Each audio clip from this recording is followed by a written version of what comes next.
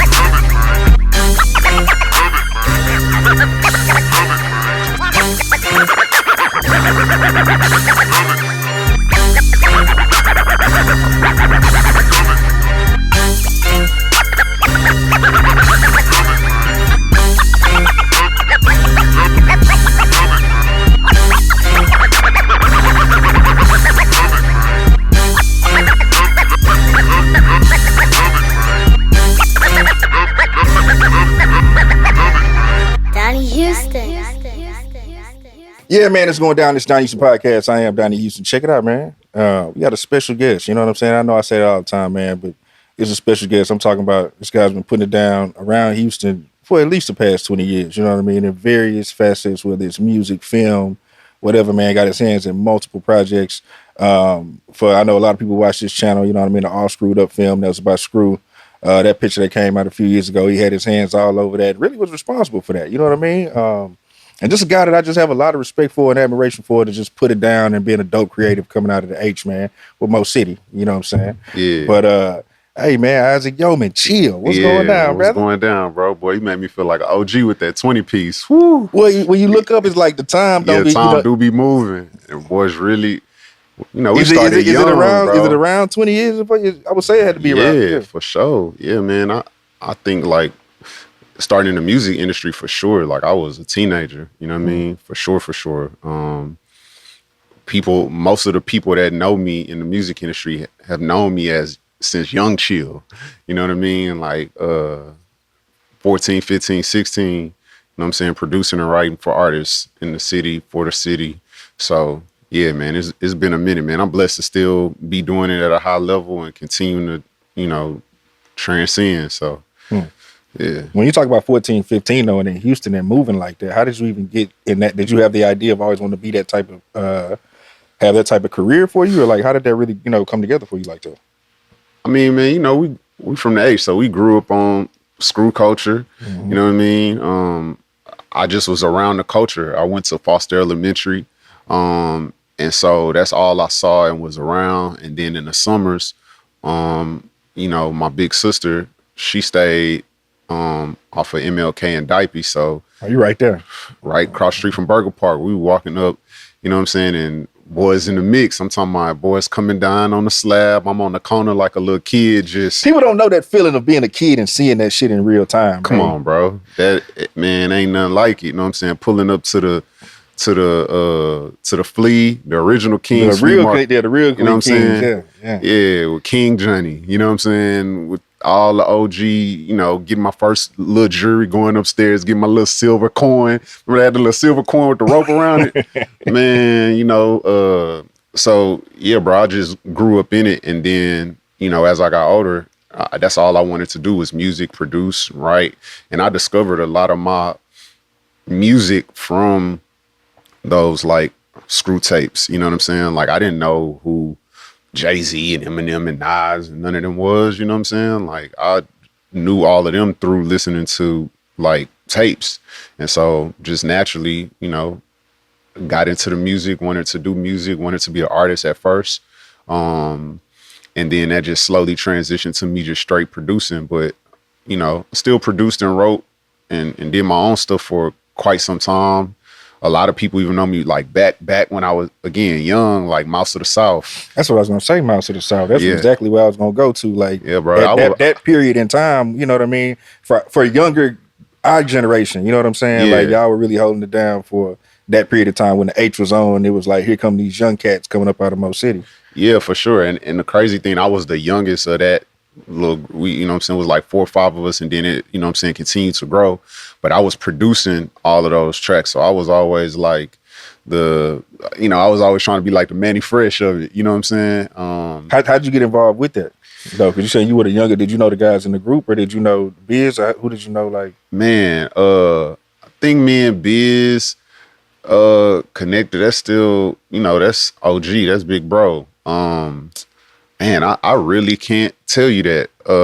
But a lot of the guys I went to school with, so like E.T., which everybody know him now as L Train, with TSF. I went to church with that boy. Yeah. No, not L Train, no. But yeah, I know you're talking about, what's the other one? You might be talking about Elton Tate. Elton. Me and Elton went to church together. So yeah, man, me and Train, still locked in. That's my brother.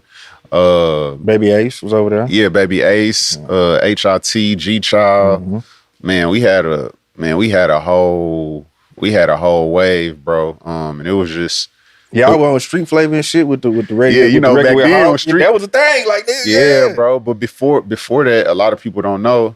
Man, me and Ace was just joking about this. I mean, I'm sorry, not me and Ace. Me and L Train was just joking about this. We was at Sauce Factory doing a record with him and Sauce, and we was just reminiscing, bro. Like, so again, I started off producing, so I feel like that's kind of what kind of helped me get in the game.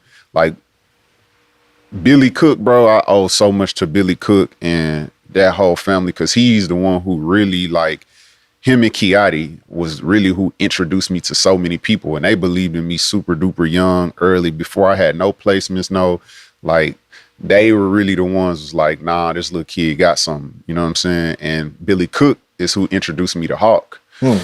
And so, us him and H.A.W.K were pretty close, and then, man, H.A.W.K just had a liking to me, bro. Like, I'm talking about like cool, like me and his kids, wife, like me and Misha still cool to this day. I just seen him a few weeks ago. Like, and H.A.W.K really is funny. Like, he really took me under his wing type. You know what I'm saying? Like, man, I probably still got in my computer to this day, bro. Probably like 5-6 H.A.W.K records in real life that I produce, you know what I'm saying? And on the hooks, and yeah, bro, it just, that blossomed. And then, so I had produced a few records with him. And then I did some stuff with him and Billy Cook. And then I think H.A.W.K maybe also co-signed somewhere along the way. H.A.W.K used to come to my mama crib, bro. I had a keyboard in the house. Like, you know what I'm saying? But long story short, when we were doing Mouse of the South, one day I remember I hit Train and I hit Ace. I was like, hey, bro, I'm gonna try to get H.A.W.K to come up to the studio, because at that point, H.A.W.K really rocking with me. You know what I'm saying? Mind you, bro, I'm 15, 16. I'm still in high school. I'm still Thurgood Marshall. We had our little spot off of 2234. I said, man, I'm gonna try to bring H.A.W.K up here.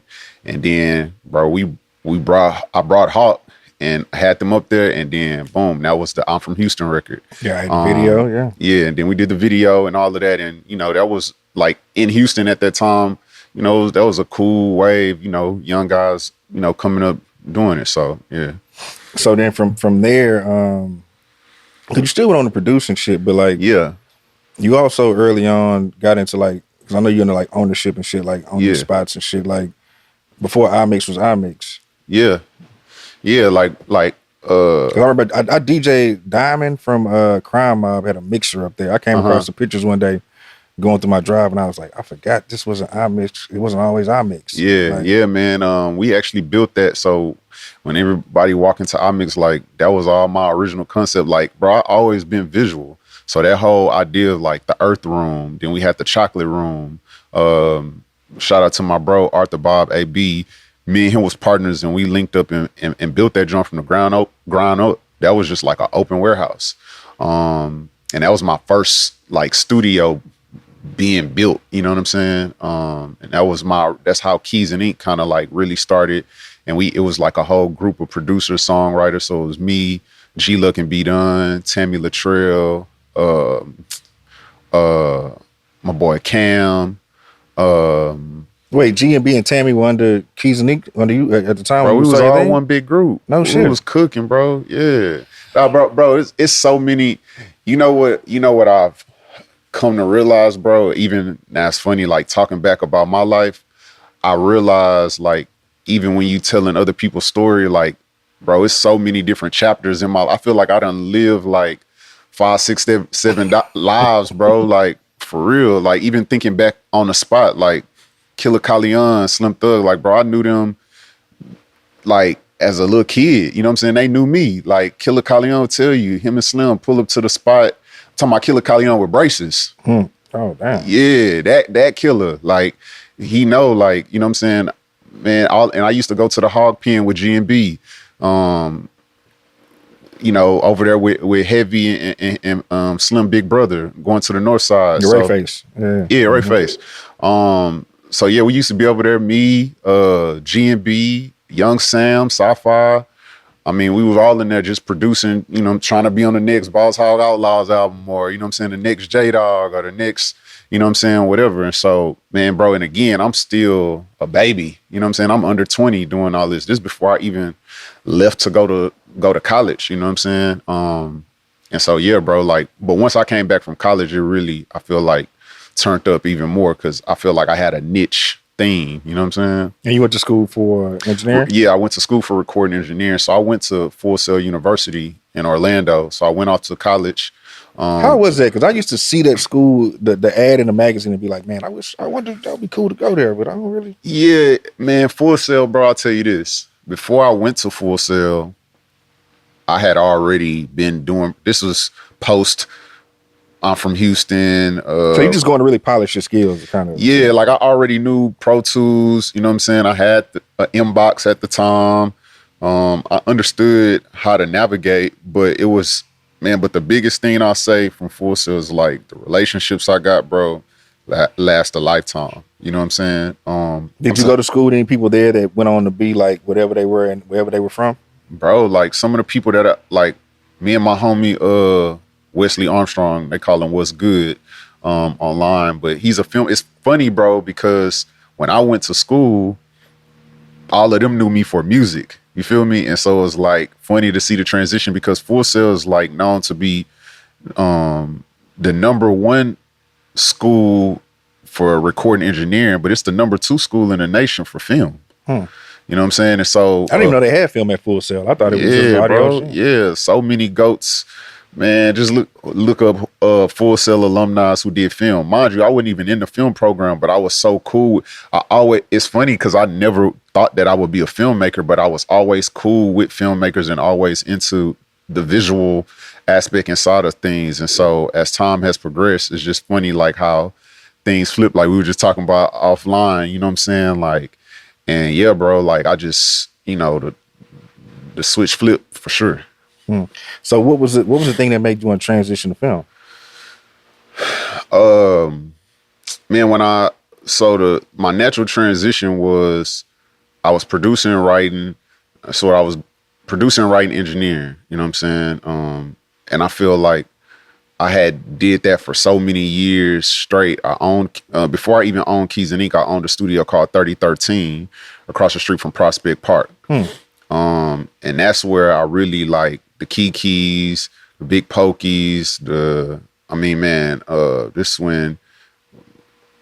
this funny, bro. Like a lot of people know A-Life Junior Martins. I was Junior Martins when he was doing a record label, RPH. I was just talking to somebody that they had Pokey over there back in the day. Because Pokey did some drops for me when he was over there. Yeah, bro. I still got them drops. Bro, I produced like so many records on them albums. You know what I'm saying? Like a lot of people don't even know. Like, bro, with Poke, yeah, bro, like I done been through so many, but that was all at that studio 3013. You know what I mean? This when Junior Martins was. This 2009, 10 you talking about. Maybe even earlier than that, bro. Because I remember before even A-Life, my boy Junior Martins was working for TV Johnny. You know what I'm saying? Like I used to go get my jewelry from TV Johnny and see Stone at Johnny. You know what I'm saying? Yeah, bro. Like, so, man, yeah, I navigated through that. But long story short, I started off doing the music, start owning different spaces. And then I was like, man, I want to get my hand on starting to sign artists under Keys and Ink. And so, like I said, I always had a liking to film and all of that. And then ultimately, one day I was like, man, I can't really afford no thousands and thousands of dollars, because the only really music video director I knew was Boomtown. Boomtown directed all of the Mouse of the South stuff. Funny enough, Boomtown was before Pimp C, before Mouse of the South and My video was the first video Boomtown had ever directed in Houston. Get the fuck out of here. The first ever. Because Boomtown from PA, but he was doing all his work in Dallas. So all his big first music videos was in Dallas artists. And so long story short, he's the only person I knew. I'm like, man, I can't afford thousands of dollars. So I said, man, let me pick up one of these 5Ds. Figure it out. You know what I'm saying? And then I was like, man, but I just need to go under a different moniker because I don't really want to be known for music videos. So I was like, man, I'm gonna just go under IO. And man, that slowly started picking up, and some of those videos I was doing for some of my artists at the time started going viral. And then, you know what I mean, people just started hitting me like, man, who did this video? Who did that? You know what I mean? At the time I had this artist, Liam Ferrari from Australia. Man, I mean, you know, millions and millions of views. And, you know, people just started hitting me like, what is IO? Who is IO? And then, you know, I slowly got into the music video game. And so the music video was like the natural transition because I loved music. And then I was now picking up film. And then that just has like continued to grow to where I kind of fizzled out of the music video game. And, you know, I had done music videos for a lot of big people, like probably one of Kurt Cobain's biggest singles outside of Drinking My Cup with Fetty Wap. That was, you know, big shout out to Salim. Salim at 300 gave me like a real shot to like, bro, you can, I'll let you do this. You know what I'm saying? And a lot of people don't even know that music video I paid for out of my own pocket, bro. For real. He was like, I believe in you, but you know what I'm saying? If you really believe to invest in your craft. So, bro, I remember this like yesterday. I was like, man, I put up $5,000, bro, to make that music video. And bro, after that, I want to say this is like World Star was going crazy. That mug had like over 1 million views, like in the first few weeks. After that, phone was going crazy. And then Salim was like, yo, we got this. He was hitting me about all types of stuff, Atlantic. But he's putting up the money now, though, at this point. Yeah, you know what I'm saying? Yeah. So like, but he gave me that opportunity, you know what I'm saying? Which I appreciated. And no, my I guess my point is I'm trying to make is that 5,000 turned into whatever it turned into. Like M's, for sure. You know what I'm saying? Because that music video, like each step was a step to the next one. You know what I'm saying? And I took that same mindset and method even when I got into the film industry and wanted to like invest in films and do my own stuff. And so, yeah, man, you know, just always invested in myself and believed in myself enough to just take the chance. You know, the hardest part is starting and finishing. And so, shoot, I'm just like, you know, and now I go back and look at some of the projects like, man, them was trash. You know what I'm saying? But it was a stepping stone. You know what I'm saying? It's a moment. And at the time, they was probably cool for what they were. You know what I'm saying? So, at that level, yeah, you like, yeah, this was dope. Yeah, for sure. So, but now you're doing full-blown films, though. Yeah, man, yeah. It's came a long way, bro. Like, my first short film was The Holy Spoof. This was 2012. I had Paul Wall in it. And man, I can't skip over this. G-Dash, bro. Shout out G-Dash, man. Shout out to G-Dash, bro. And Watts and T Fairs. But G-Dash specifically, bro, man, that man believed in me like he's the first person. He ain't the first person to pay me for a beat, because I have been working with a bunch of different independent artists. Like I said, even Billy Cook starting off, like, but he paid me like a real producer. You know what I'm saying? And man, he put me on, and all of this will make sense. He put me on a few different upcoming Swisher House artists at the time. But man, when he put me on that Paul Wall, man, I was on a few Paul Wall albums. I think it was Fast Life. Or no, Get Money, Stay True. Get Money, Stay True. Man, bro, that really like turned me up as a producer. And so I'm fast forwarding to then me and Paul had start growing a relationship. And then, like I said, I was already cool with TV Johnny, and you know, C Stone. And so it was that whole circle. But fast forward, Paul Wall actually was like one of the people in my first film. So Paul Wall was in the Holy Spoof. Phil Wade was the lead actor. And then we had like a plethora of other, you know, people from the city, Kiadi, KG Smooth, et cetera, et cetera. But then that's now just, you know, snowballed into, you know, me just continue to grow as a filmmaker. Yeah. Talk about All Screwed Up, man. Yeah, man.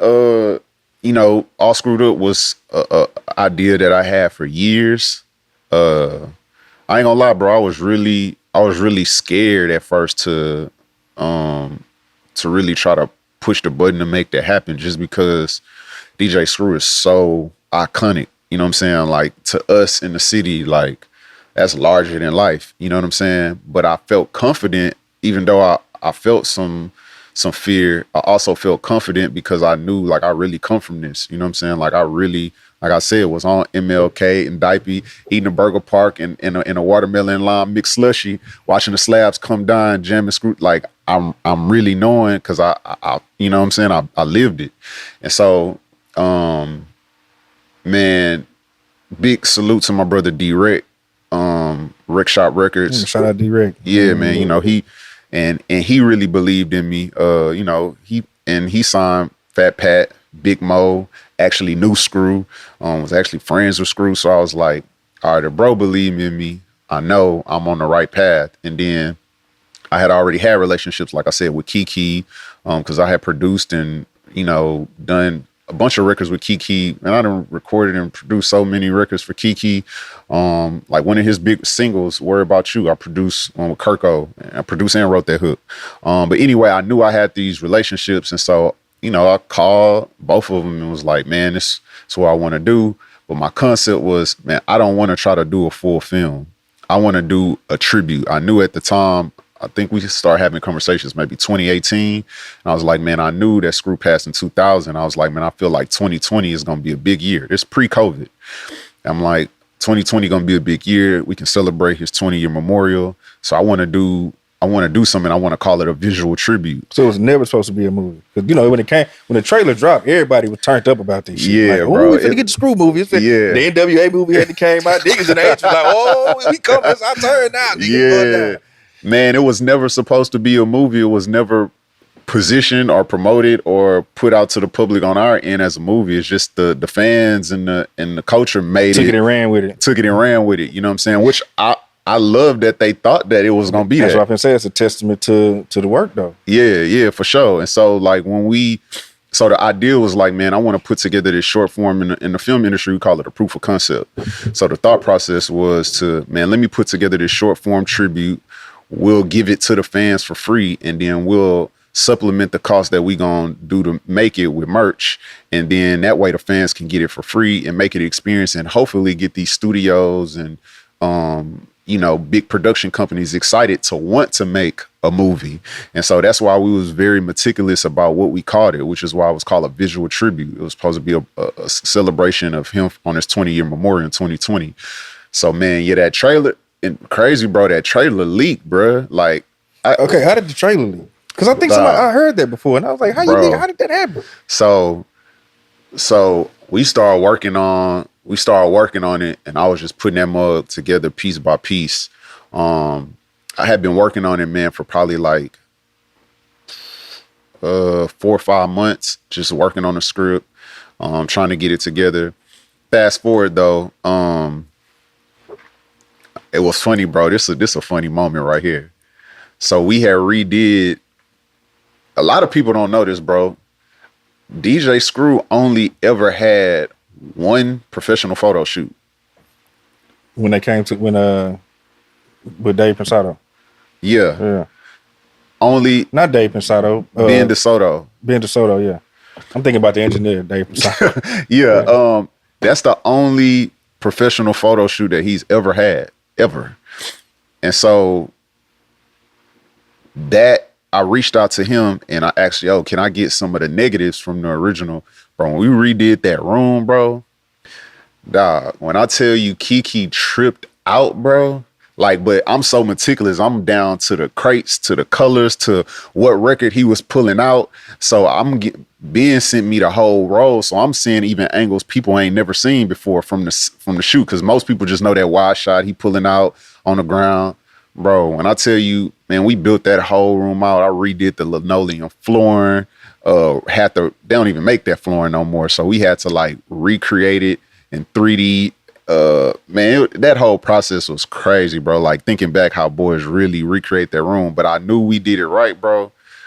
That boy Kiki walked in there and was like, bro, what the hell? Like you could tell he's like, If you Took know him right Kiki, back to that. Yeah. if you know Kiki, bro, Kiki don't get emotional. Like Kiki the most he gonna Stoic. man Extremely stoic. Yeah. bro, I'm talking about bro gonna hold face card strong no matter what. But you could tell bro was like, bro, this wow. You know what I'm saying? He was really tripping. Me and him just had a conversation about that too. He was like, nah, bro, y'all did that. And he was like, when he seen bro who because I had told him about him, sent him pictures, but when he seen bro with the starter jacket, you know what I'm saying, who was playing Screw, my boy Roche, bro, he was tripping, bro. Like, imagine seeing that in that room. Man, Key was flipped out, bro. You know what I'm saying? And I done known Key for so long, and he just the biggest, man, he gonna pop it no matter where. You know what I'm saying? And so to see him in that, man, that really, like, brought joy to me. Like, boy's doing something right. And then to bring Screw's sister in there. You know what I'm saying? Like, a lot of people don't know this, bro, that wood room, the Screw room that everybody know with them pictures, Screw's sister found that house. Yeah, that one off 45. That, so, you know, me, her, and Nikki done talked, like, yeah, they was looking for a house. Screw was standing in an apartment at the time. And Screw was, you know, so much movement was happening at the house or whatever. And they were trying to get a house. And so they went house hunting. Michelle found that house. You know what I'm saying? And so to see her come in there and see it too, and just be like, bro, damn near in tears, like, you know what I'm saying?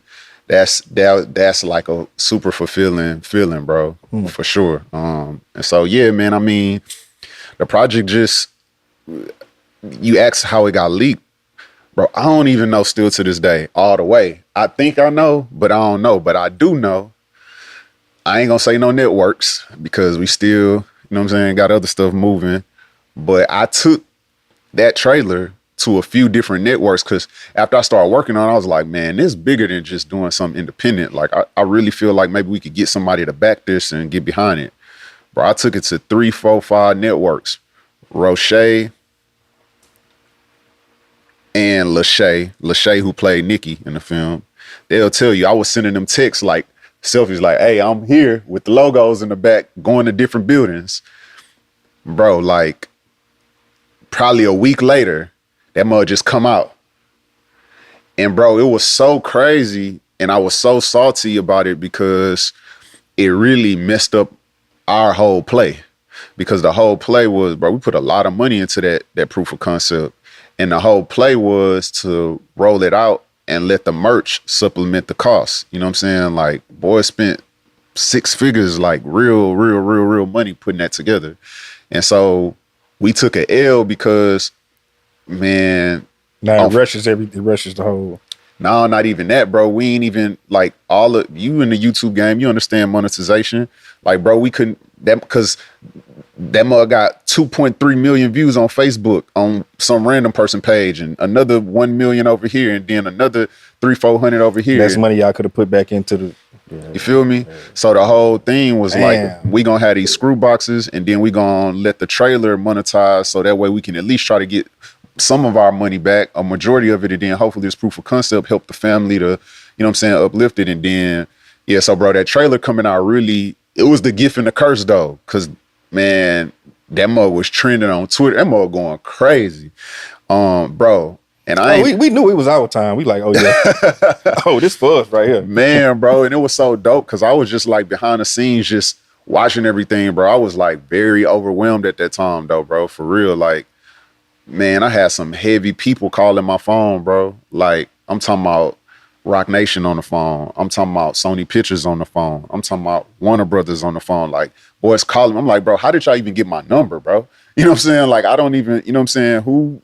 It was just crazy at that time, dog. And I didn't really know what decision to make. Like, and I was really mentally taken down too, bro, because it was like, you know, man, when you in this, you know, and I would love to just chop it up with you about this maybe offline, but like, you know, when you in this, bro, and your heart really in it, and then the negative sometime override the positive. Like, I knew the ratio was large, like way more people seen the vision and was with it, but then you have a few people that don't see it, and it fucks with you because it's like, I just gave my all to this shit, like type shit, you know what I'm saying? And it really mess with you because it's like, and then it'd be, especially for me, because it was people that was kind of like connected to the whole culture.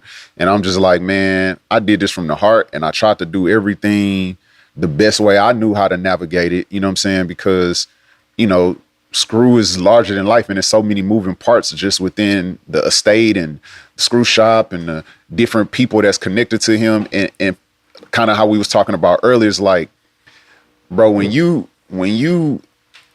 just at the level we at, and people look at us and we revered. But just imagine how much more Screw was revered. And imagine how many people he knew and how many people at different, bro, the person, it's somebody right now, bro, that knew you 10 years ago that you don't even talk to, but they gonna swear up and down that, you know what I'm saying, y'all was probably locked in 10 years ago.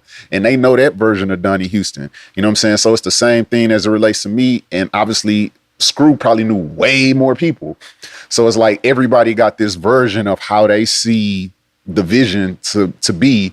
And none of those are invalid, because I'm sure they all did have different relationships with Screw. And so it's just tough, man, because, everybody want to be involved and everybody want to be seen. But ultimately for me, it was just like, this story is about Screw. You know what I'm saying? And so, man, it's just it's one of them things. Even if you do everything right, you ain't gonna do everything. Yeah, right. bro. I mean, bro, and that's exactly what it is. It don't matter how good you do it, it ain't never gonna be right. So somebody ain't gonna like it. You know what I mean? And it's funny enough, bro. Like in hindsight, man, Kiki asked me, he said, "Bro, you sure you want to do this?" At the time, I was like, "You're not thinking about why he's asking you that." I'm not understanding all the politics of the Screw universe. You know what I'm saying? Like, he like, "Bro, you sure you want to, this is what you want to do?" He said, "Man, because chill. So many people done came and tried to ask me about the Screw store and whoop." And he said, "Man, I'm going to plug you with the right people and whoop, but you sure?" He was like, "Man, it's a lot that go with this." And bro, I felt that, like, funny enough, bro, like I felt down more about the project than I did up. It's crazy enough. You know what I'm saying? I still feel like it's one of my best pieces of work, but it's just the emotional toll that it take on you when you doing it from the heart and you doing it off the love. Like, I got people that to this day, man, don't even want to talk to me because they feel like I left them out, or I didn't shout them out enough, or I didn't put them in the limelight enough, or I didn't do this the right way. And it's like, man, I be moving off of passion. So when you move off of passion and you move off of just trying to do the right thing and trying to make sure you reach out to all of the right people, at least the people that you know that's for sure connected, and then it come back to kind of like, you know what I'm saying, like be kind of in a negative light, it just don't feel good. You know what I'm saying? And make you kind of want to be like, man, I'm off it. I don't even want to touch it. I don't even want to touch it. You know what I'm saying? And then it take me back to that. It's like that, that little thing over your shoulder, like Kiki, like, you sure you want to do it? In the reverb voice, you know what I'm saying? Like, and I'm like, dang. This why was saying this is why he was saying that, bro. You know what I'm saying? Yeah. And I get it. You know what I'm saying? And it wasn't just him. A variety of people, you know what I'm saying, said like, bro, you sure you want to take this on? But I knew Kiki. Kiki know me as a, you know what I'm saying, like I said, since a little kid. So I knew when he was saying that, he was saying it from a big bro place, but I didn't understand. It didn't come across like, yeah, all I'm thinking is, man, we finna do this for the culture. This was, and I was also thinking, bro, shout out to my dog, Georgie, Dios. Man, I was talking to Georgie, and I knew this to be true. I want to say, bro, it was 20 plus directors that went to Screw's family and they said no. I was the first one, bro, in 20 years. And I felt like when Michelle told me yes and I laid out what my plan was, she came to our office. We had an IO office downtown. I laid everything out, man. This is my plan. I'm not trying to make it a movie. I just laid everything out how I seen the vision. And then, man, I talked to Georgia. He was like, dang, bro, they got you. Like, I was trying to do that mug. You know what I'm saying? And I was like, dang, like, this was real. Because I remember at the time, I think Michelle had told me, like, yeah, multiple people try to come. I'm sure people from Hollywood tried to come and gentrify the story. And, you know what I'm saying, people who ain't really of the culture. So I think because they understood that I really grew up in this, I really felt it in my heart. And I was willing to put up my own dollars to really see the project come into fruition. They really believed in me. So, man, I'm excited about, the future of Screw's life and legacy being told. Got a really, we ended up doing a deal with Sony Pictures. And then I did that deal in 2020, 2021. After that trailer came out, people was going crazy.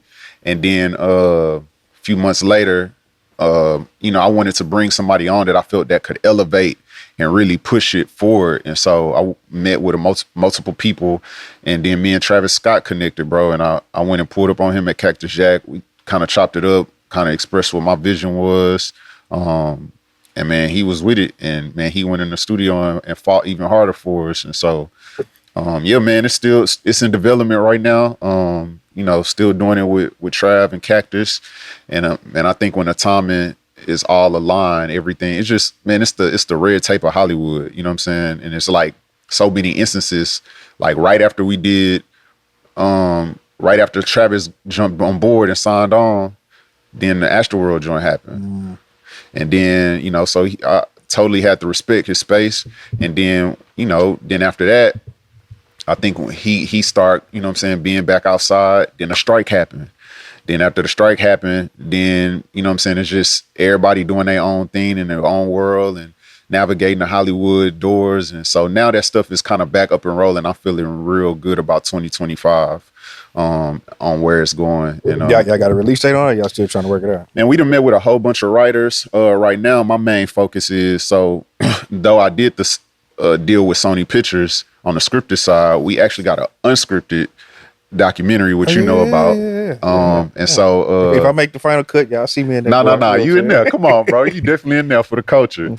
But that one is one that we got full creative control over. It's not connected to a studio. We was able to carve those rights out of it. So it's a really dope hybrid documentary, and it's dope, bro, because it's like the real people.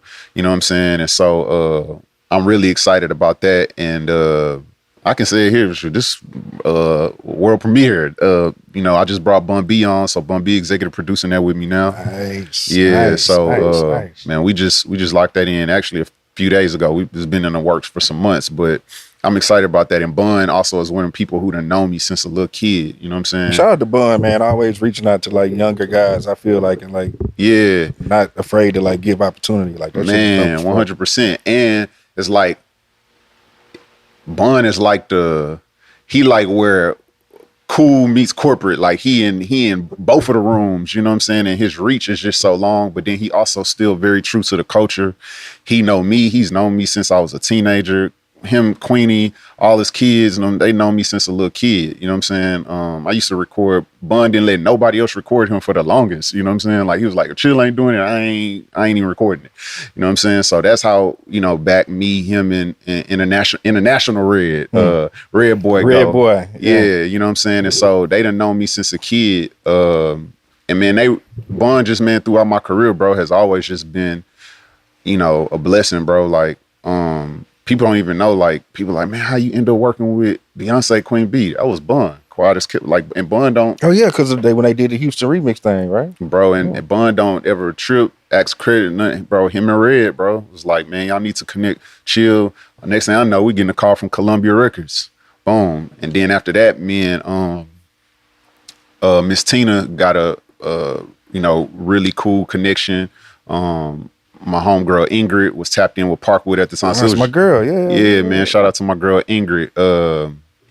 And so yeah, man, it was just like a lot of really cool mutual connections there. And yeah, bro, like I gotta give Bun my credit for my first platinum album ever. You know what I'm saying? So man, it's just great to like really like a true unc. You know what I'm saying? Like really like there for me, like family, like. We done tapped in on so much stuff like outside of the music, outside of the film, just on a personal level. And he really believed in me. He's seen me grow.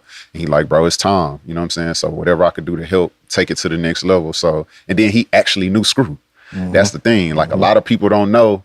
Yeah, they had a personal relationship. Yeah. Bro, Bun told me this, and it's in the documentary, but I'm a teaser alert. Bro, DJ Screw was the first DJ ever to play a UGK record.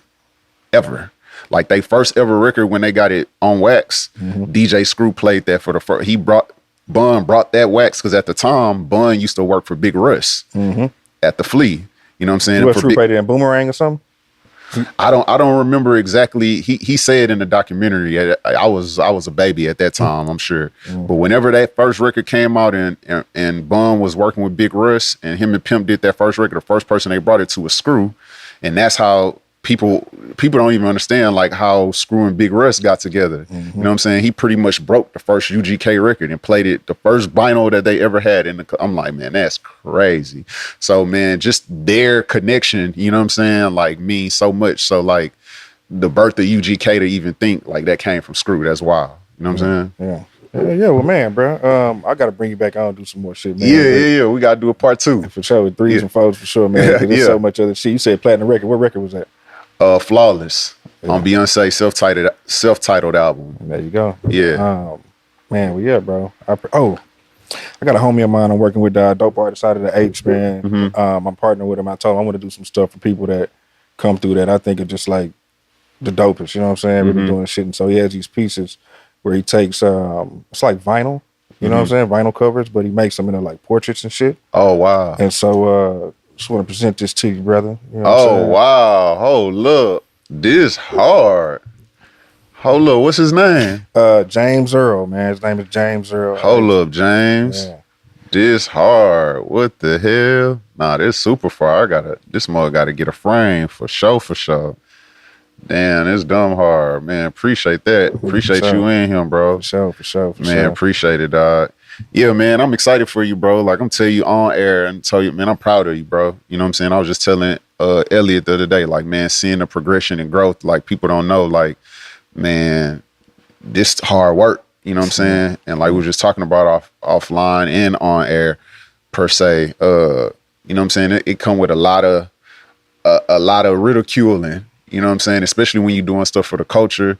And you know what I'm saying? So, man, I'm proud of you, bro. I'm glad you being a hip-hop historian. You know what I'm saying? Boys turned into a whole journalist out here.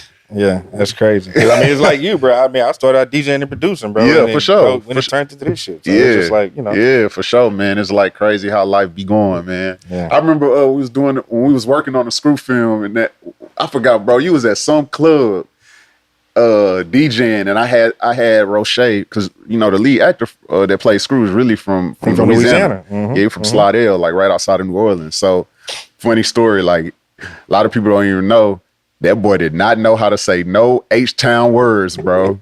we had to get that boy. We had him at the Ensemble Theater for like damn near 6 months. I paid him for like to just speech class.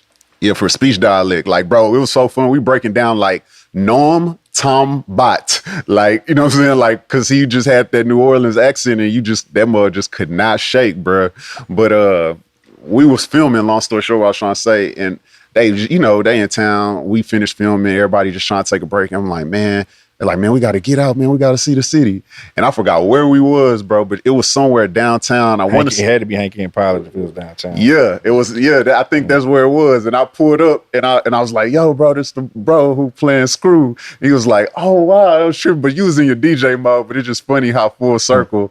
That was a pretty cool moment, bro. But I'm proud of that boy. I think he in a new like Netflix movie or something. Y'all keep up with him. He out here doing this thing. Yeah, Roche killing it, bro, for sure. I'm super proud of that man, bro, for sure. Hell yeah. Well, man, you want to get social media before we close out? Man? Yeah, Chill Vibes, CHILL Vibes. That's my personal socials. Definitely, man, y'all tap in. And, you know, y'all subscribe to Donnie Houston. There it is. Y'all heard him, man. Hey, it's Donnie Houston Podcast. Chill. Hey, man, we're up out of here. Yes, sir.